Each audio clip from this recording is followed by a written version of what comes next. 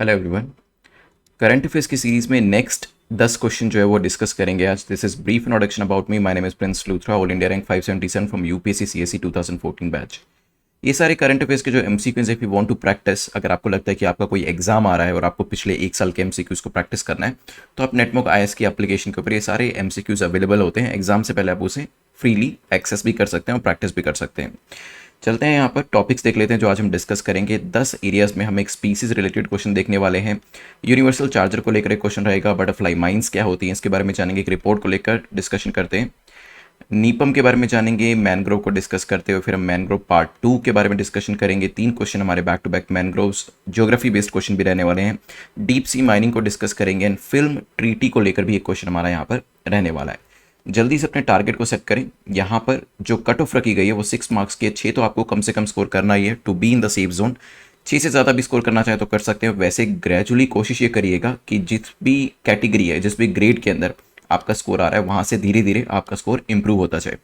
First question काफ़ी basic level का question है जिसमें पूछा गया है what is the IUCN status of Bugun liocichla. So एक स्पीसीज को लेकर क्वेश्चन पूछा गया कि बताएं इस स्पीसीज का IUCN स्टेटस क्या है। क्या ये एंडेंजर्ड कैटेगरी के अंदर है, क्रिटिकली एंडेंजर्ड, वल्नरेबल या फिर लीस्ट कंसर्न। अभी ये जो स्पीसीज है इसको साइट किया गया, इसको देखा गया, दैट्स वाई। और मोर स्पेसिफिकली बात करी जाए तो जो eagle nest wild life sanctuary है उसके बाहर इसे पहली बार देखा गया, दैट्स वाई ये स्पीसीज काफ़ी न्यूज़ में थी। वैसे आपको वेस्ट कामेंग डिस्ट्रिक्ट के अंदर काफ़ी ज़्यादा देखने को मिलेगी और बर्ड वॉचर्स ने यहाँ पर इसे रिकॉग्नाइज भी किया है। IUCN स्टेटस क्या है? It is critically endangered. कई बार ऐसे काफ़ी फैक्चुअल क्वेश्चन भी पूछ ले जाते हैं। PCS में तो काफ़ी बार पूछे जाते हैं, कई बार UPSC के अंदर भी पूछ ले जाते हैं। नाउ अब जब भी हम कैटेगराइज करते हैं तो यहाँ पे देखिएगा थ्रेटेंड स्पीसीज में हम क्रिटिकली एंडेंजर्ड के बारे में बात करते हैं। एंडेंजर्ड को लेकर बात करी जाती है। वल्नरेबल, ये कैटेगरीज आपने बार बार सुनी होगी। इसके अलावा नीचे एक नियर थ्रेटेंड भी एक कैटेगरी होती है और इसके नीचे लीस्ट कंसर्न एक कैटेगरी होती है। ऊपर, इससे ऊपर की तरफ जाएंगे मतलब जिसको और भी ज़्यादा डेंजर है वो है जो ऑलरेडी वाइल्ड में एक्सटिंक्ट हो चुके हैं और जो पूरी तरीके से एक्सटिंक्ट हो चुके हैं। ठीक है, तो ये नीचे से ऊपर तक हम कैटेगराइजेशन करते हैं जिसमें डेंजर लेवल जो है बढ़ता जाता है। ठीक है, इनसे नीचे डेटा डेफिशिएंट, जिस पर्टिकुलर स्पीसीज को लेकर डेटा ही अवेलेबल नहीं है, ज़्यादा डेटा अवेलेबल नहीं है कि हम उसको कैटेगराइज कर सके। और इसके नीचे आते हैं ऐसी स्पीसीज जिसको हमने इवेल्युएट ही नहीं किया है। तो ये कैटेगराइजेशन भी आपको पता होना चाहिए। Let's move to next question. 2 statement देके पूछा गया है, बताएं कौन सी स्टेटमेंट आपकी करेक्ट है। European Union announce the adoption of USB-C port common charging standard for small electronic devices by 2024। तो यूरोपियन यूनियन ने कहा है कि USB-C जो C पोर्ट हमारा होता है, जो मोस्ट ऑफ द लैपटॉप्स के अंदर भी आजकल यूज़ हो रहा है, मोबाइल फोन्स में तो काफ़ी यूज़ होता ही है, इवन टैबलेट्स के अंदर भी यूज़ होता है। इसको एक कॉमन चार्जिंग स्टैंडर्ड के तौर पर 2024 तक यूज़ करेंगे। तो बेसिकली दे आर सेइंग कि एक स्टैंडर्ड चार्जर आपका रहने वाला है। ओके, मे बी इंडिया जो है वो भी इसको प्लान कर रहा है, क्या हो सकता है? क्या ये एनवायरमेंट को बेटर बना सकता है? May be. सोचिए, 10 सेकेंड आपके पास है, क्या आंसर हो सकता है? रिसेंटली एक मीटिंग करी गई और उसमें देखा गया कि क्या मल्टीपल चार्जर, अभी हमने देखा है कि हमारे पास अलग अलग तरीके के चार्जर्स होते हैं। हमारे पास टाइप C भी होता है, then USB, micro USB, so many different types of chargers are there, right. तो हमें क्या करना पड़ता है, हर टैबलेट के लिए, हर फोन के लिए, लैपटॉप के लिए अलग अलग चार्जर्स लेने पड़ते हैं। यहाँ पर बात करी गई कि क्या हम एक स्टैंडर्ड चार्जर रख सकते हैं अपने पास जिससे कि सारे डिवाइसेस चार्ज किए जा सके। उसी को लेकर मीटिंग भी करी गई। और USB-C की बात करें तो यूरोपियन यूनियन तो पहले ही से अनाउंस कर चुका है, इंडिया भी इसकी प्लानिंग कर रहा है, जो अभी रिसेंटली मीटिंग में डिसाइड किया गया और इसको एक्सप्लोर किया गया। इससे क्या होगा, देखिए, अगर पहले हमें 5 चार्जर्स की जरूरत पड़ती थी, हो सकता है अभी हमारा 3 से ही काम चल जाए, हो सकता है 2 से ही काम चल जाए। तो आपका ई वेस्ट जो होगा, इलेक्ट्रॉनिक वेस्ट जो होता है, ये कम से कम पैदा होगा, जिससे एनवायरनमेंट को भी फायदा होगा डायरेक्टली इनडायरेक्टली। ठीक है, प्राइम मिनिस्टर ऑफ इंडिया ने जब ग्लासगो के अंदर कॉन्फ्रेंस ऑफ पार्टीज की मीट हो रही थी, वहां पर एक कॉन्सेप्ट दिया था जिसका नाम था lifestyle for environment. UN climate change conference जो हुई थी ग्लासगो के अंदर, वहां पर। और तभी से ही इस तरीके की चीजों के ऊपर डिस्कशन शुरू हो गया था कि हम अपने एनवायरमेंट को बेटर कैसे बना सकते हैं। कॉमन चार्जर जो है उसके अंदर एक सब पॉइंट के तौर पर मेंशन किया गया। तो करेक्ट आंसर क्या हो जाएगा? D will be the correct answer. तो जो USB-C है आपका, इसी को ही एक स्टैंडर्ड चार्जर के तौर पर हो सकता है आने वाले टाइम में आपको देखने को मिले। प्रॉब्लम किसको होगी? जो आईफोन यूजर्स हैं, even Apple as a company को प्रॉब्लम हो सकती है, क्योंकि वो अभी भी कई बार लाइटनिंग जो उनके कंडक्टर्स होते हैं उनको यहां पर यूज करते हैं। Let's move to next topic जो कि बात कर रहा है क्वेश्चन नंबर 3, बटरफ्लाई माइंस को लेकर। बटरफ्लाई माइंस को लेकर पूछा गया, बताइए करेक्ट स्टेटमेंट आपकी कौन सी है, कौन सा कथन आपका सही है। It is an anti personnel mine and is deployed to deter the freedom movement of the forces. ये क्या है, एक एंटी पर्सनल माइन है और जो फोर्सेस होती हैं उसकी मूवमेंट को ये कहीं ना कहीं रोक देता है, हो सकता है। इसे ग्रीन पैरेट्स भी कहा जाता है और ये पॉलीथीन प्लास्टिक की बनी होती है। सोचिए 10 सेकेंड्स आपके पास हैं, फिर करते हैं डिस्कशन इसको लेकर। बटरफ्लाई माइंस ये काफ़ी न्यूज़ में थी, यूक्रेन रशिया को लेकर भी और अदरवाइज भी। Is it N anti personnel mine, और जिसे डिप्लॉय किया जाता है ताकि जो फोर्सेज है, सिक्योरिटी फोर्सेज है, उनकी मूवमेंट को रोका जा सके। Answer is correct. क्या इसे ग्रीन पैरेट भी कहा जाता है? This is also correct. ये प्लास्टिक की बनी होती है, एक बार मैं इमेज आपको दिखाता हूँ, वैसे करेक्ट आंसर यहाँ डी हो जाएगा। तो कुछ इस तरीके से बनी होती है और यूजुअली कहा जाता है कि 5 kg के आसपास भी अगर वेट इसके ऊपर पड़ जाता है तो इसके अंदर जो एक्सप्लोजिव होता है 40 ग्राम्स के आसपास का एक्सप्लोजिव इसके अंदर होता है, जो कि फिर डेफिनेटली एक्सप्लोड करेगा और जिस भी व्यक्ति का पैर या कोई भी लिम्ब इसके ऊपर होगा वो कहीं ना कहीं डैमेज हो जाएगा। Let's move to next question which is question number 4। Question number 4 जो है global employment trend for youth 2022 के बारे में पूछ रहा है कि ये रिपोर्ट किसके द्वारा लेकर आई गई है।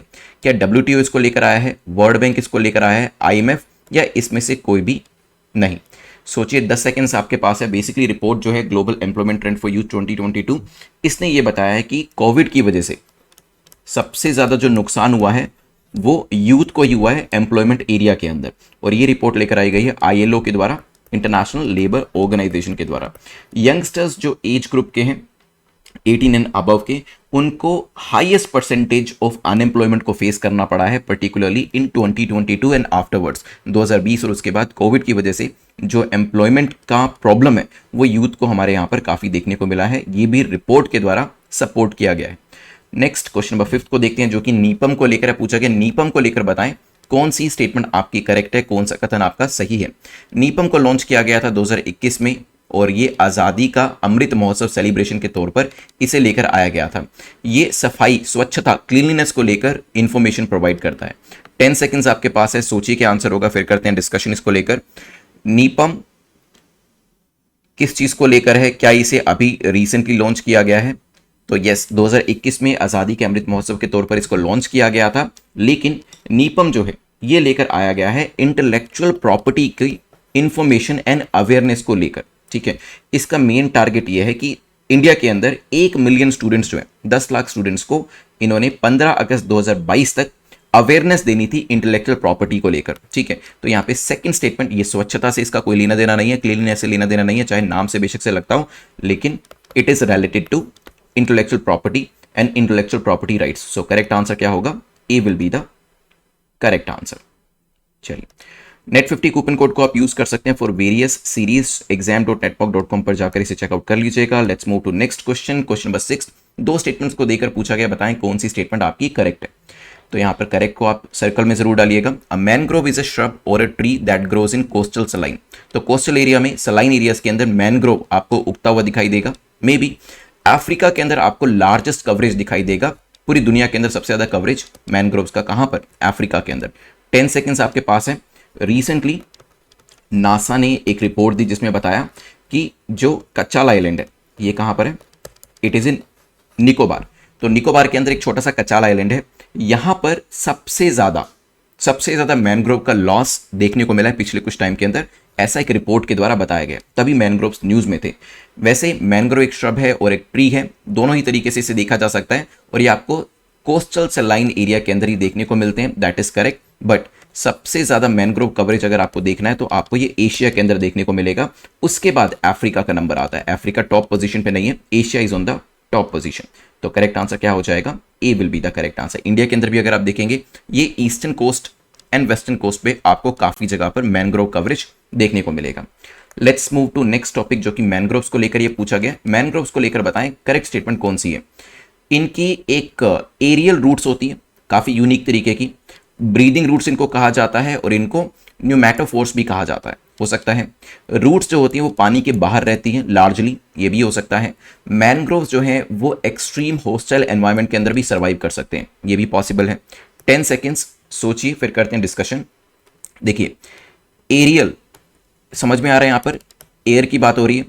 यूजुअली जब भी हम प्लांट्स की, ट्रीज की बात करते हैं, उनकी रूट्स कहाँ होती है? जमीन के अंदर होती है, राइट। यहां पर अगर आप देखेंगे काफी सारी रूट्स आपको जमीन के बाहर भी दिखाई देगी, और जिसका मेन काम क्या होता है?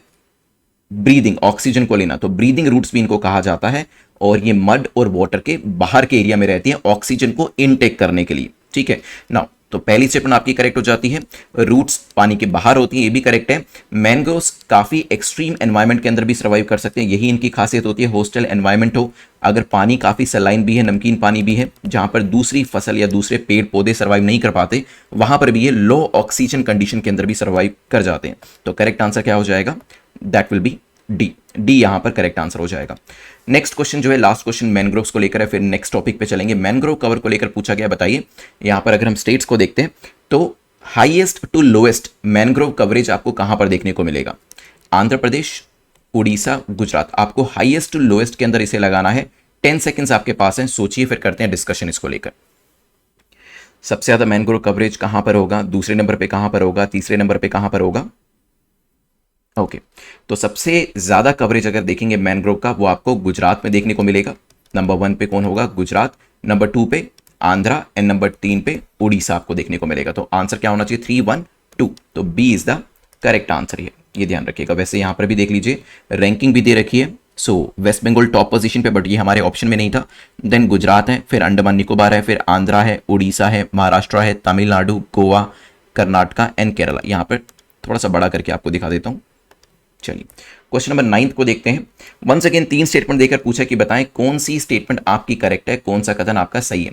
Deep sea mining involves extracting ores rich in cobalt. जब हम डीप सी माइनिंग की बात करते हैं तो इसके अंदर हम कोबाल्ट की ओर को भी एक्सट्रैक्ट कर सकते हैं, हो सकता है। 54% जो वर्ल्ड का ओशन सी फ्लोर है वो किसी भी नेशन की जुरिस्डिक्शन में नहीं आता है, ये भी पॉसिबल है। Deep sea contains a number of critical minerals that are needed for battery, smartphones and laptops. Deep sea जब माइनिंग करते हैं तो उसमें से जो भी मिनरल्स निकलते हैं उसकी एप्लीकेशन बताइए कि वो कहां कहां पर करी जा सकती है। 10 सेकेंड्स आपके पास है, सोचिए, फिर करते हैं डिस्कशन इसको लेकर। डीप सी माइनिंग काफी न्यूज में था, तो अभी इसको लेकर डिस्कशन किया है। यहां पर भी डीप सी माइनिंग करते हैं तो वहां पर आपको वेरियस टाइप्स के मिनरल्स मिलेंगे। हमने पॉलीमेटेलिक नोड्यूल्स के बारे में भी डिस्कशन किया हुआ है, तो कोबाल्ट भी आपको मिलेगा। ये जो मिनरल्स आपको डीप सी माइनिंग करते हो, मतलब समुद्र के जो नीचे मिलेंगे, यहाँ के जो मिनरल्स होते हैं इसका इस्तेमाल बैटरी, इलेक्ट्रॉनिक व्हीकल्स के अंदर, स्मार्टफोन्स के अंदर, लैपटॉप्स के अंदर काफी सारे एरियाज में किया जा सकता है। दैट्स वाई काफी सारी कंट्रीज इसको एक्सट्रैक्ट करने की कोशिश कर रहे हैं, लेकिन मेजोरिटी ऑफ दिस रिसोर्सेज जो है वो किसी भी नेशन की जुरिस्डिक्शन के अंदर नहीं आते हैं। तो करेक्ट आंसर क्या हो जाएगा? D will be the correct answer. Last topic पे चलते हैं जो कि पूछ रहा है with which country India is sine film treaty. अभी रिसेंटली एक फिल्म ट्रीटी साइन करी गई है, क्या ये ऑस्ट्रेलिया के साथ करी गई है, यूएस के साथ, रशिया के साथ, या फिर none of the above? 10 seconds आपके पास है, सोचिए, फिर करते हैं डिस्कशन। यूनियन कैबिनेट के द्वारा अभी अप्रूवल किया गया है ऑडियो विजुअल को प्रोडक्शन ट्रीटी, जो कि इंडिया और ऑस्ट्रेलिया के बीच में साइन करी गई है। तो करेक्ट आंसर क्या हो जाएगा? A will be the correct answer. ठीक है, तो जहां आपने इंडिया ऑस्ट्रेलिया को लेकर नोट्स बनाए वहां पर ये फिल्म ट्रीटी को भी ऐड कर लीजिएगा, ताकि अगर मेंस के अंदर क्वेश्चन पूछा जाता है दोनों के रिलेशन के ऊपर तो इस ट्रीटी को जरूर आप मेंशन करिएगा। जल्दी से रिवाइज करते हैं, फिर मैं आपको प्रीलिम्स एंड मेंस दोनों के क्वेश्चन देने वाला हूं, और फिर टॉपर्स को भी हम यहां पर देखेंगे। रिवाइज करने का तरीका यही है कि कमेंट सेक्शन के अंदर जो भी चीजें हमने पढ़ी है उसको मेंशन करते जाइएगा। सबसे पहले तो बताएं स्पीसीज का हमने IUCN स्टेटस देखा था, इट इज क्रिटिकली एंडेंजर्ड। अलग अलग स्टेटसेस जो होते हैं वो भी हमने देखे थे। USB सी पोर्ट को क्या किया जा रहा है, इसको स्टैंडर्डाइज बनाया जाएगा। इसका फायदा क्या होगा? यस, एनवायरनमेंट को बेटर बनाने में ये आपको हेल्प करेगा, क्योंकि हमें मल्टीपल चार्जर्स की जरूरत अब नहीं पड़ेगी। बटरफ्लाई माइंस के बारे में हमने देखा था, कितना वेट पड़ेगा तो ये ब्लास्ट हो सकती है, 5 kg के आसपास का वेट बताया गया था। इसे ग्रीन पैरेट भी कहा जाता है, प्लास्टिक की बनी होती है, यहाँ पर देख सकते हैं।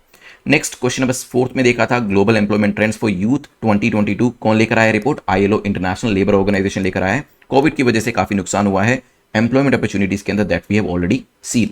नीपम देखा था किससे एसोसिएट करता है, ये इंटेलेक्चुअल प्रॉपर्टी राइट से रिलेट करता है, ये ध्यान रखिएगा। फिर यहां से आगे बढ़कर हमने क्वेश्चन नंबर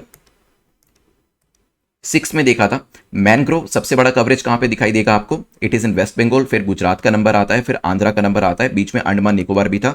वैसे अगर आप यहां पर नेशन से बियॉन्ड जाकर देखेंगे तो एशिया के अंदर कवरेज आपको अफ्रीका से भी ज्यादा देखने को मिलेगा। रूट्स कैसी होती है? न्यूमैटोफोर्स इसकी रूट्स होती हैं जो कि बाहर रहती हैं, ऑक्सीजन का इनटेक करने में हेल्प करती हैं, ये भी ध्यान रखिएगा।